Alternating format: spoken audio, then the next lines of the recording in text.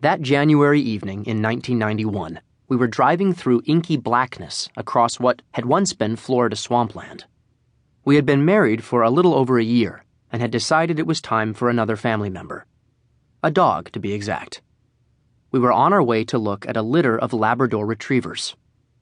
Our headlights shined on a mailbox. The numbers on the side reflected back at us. This was the place. I turned up a gravel drive that led into a large wooded property. There was a pond in front of the house and a small barn out back. At the door, a woman named Lori greeted us, with a big, calm, yellow Labrador retriever by her side. "This is Lily, the proud mama," Lori said. Lily's stomach was still swollen, even though she'd given birth 5 weeks before. Jenny and I got on our knees, and Lily happily accepted our affection. She was just what we pictured a lab would be. Sweet-natured, affectionate, calm, and beautiful. "Where's the father?" I asked. "Oh," the woman said, hesitating for just a fraction of a second. "Sammy boy? He's around here somewhere." She quickly added, "I imagine you're dying to see the puppies." Lori led us through the kitchen into a utility room. The puppies stumbled all over one another as they rushed to check out the strangers. Jenny gasped. "I don't think I've ever seen anything so cute in my life," she said. The litter consisted of 5 females and 4 males.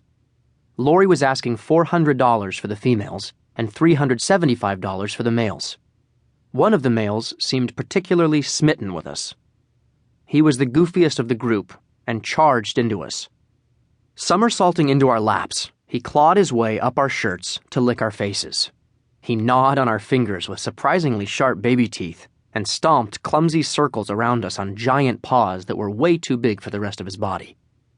"That one there you can have for $350, Lori said. "Aw, honey," Jenny cooed. "The little guy's on clearance." I had to admit, he was pretty darn adorable. Frisky, too. Before I realized what he was up to, the rascal had chewed off half my watch band. "We have to do the scare test," I said. I had told Jenny the story many times of picking out St. Sean when I was a boy. Sitting in this heap of pups, she rolled her eyes at me.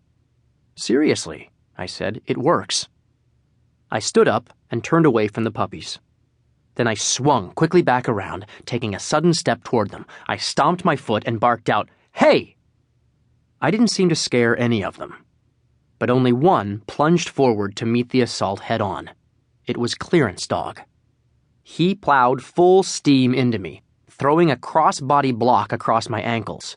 Then he pounced at my shoelaces as though he was convinced they were dangerous enemies that needed to be destroyed. "I think it's fate," Jenny said. "You think?" I said.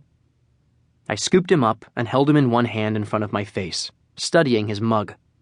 He looked at me with heart-melting brown eyes and then nibbled my nose. I plopped him into Jenny's arms, where he did the same to her.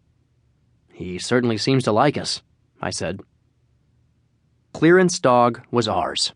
We wrote Lori a check, and she told us we could return to take the dog home with us in 3 weeks, when he was 8 weeks old. We thanked her, gave Lily one last pat, and said goodbye. Walking to the car, I threw my arm around Jenny's shoulder and pulled her tight to me. "Can you believe it?" I said. "We actually got our dog." Just as we were reaching the car, we heard a commotion coming from the woods. Something was crashing through the brush and breathing very heavily. It sounded like a creature from a horror film, and it was coming our way.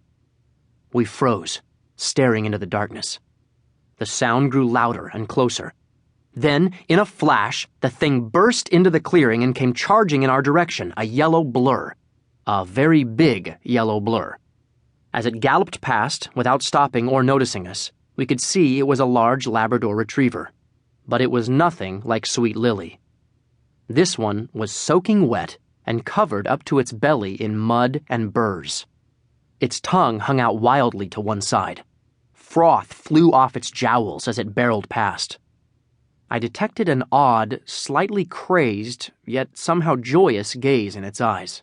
It was as though this animal had just seen a ghost, and couldn't possibly be more thrilled about it.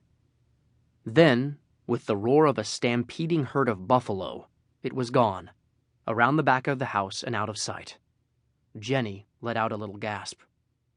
"I think," I said, a slight queasiness rising in my gut, "we just met Dad."